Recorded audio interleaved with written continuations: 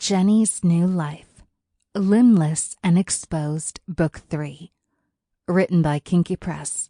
Narrated by Katrina Medina.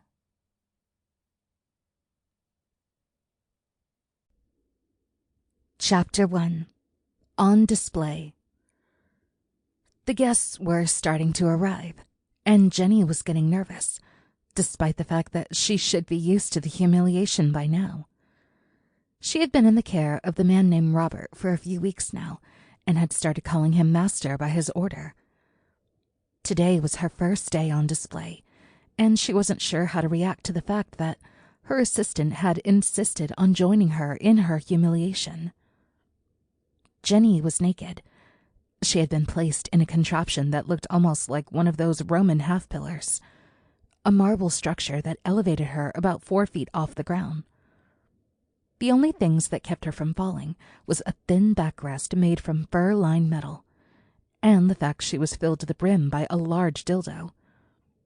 She was facing a large room, and other women lined the walls in similar contraptions.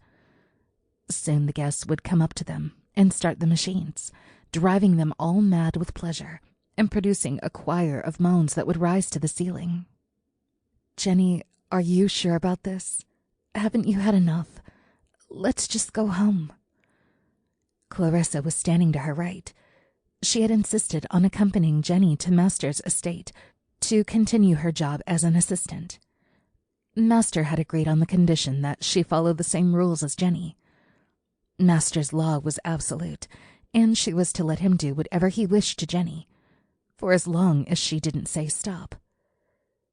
Today, Clarissa had been dressed in a strange sort of fetish maid get-up with a skirt short enough to show off the bottom of her small panties, and a corset that made her waist seem tiny.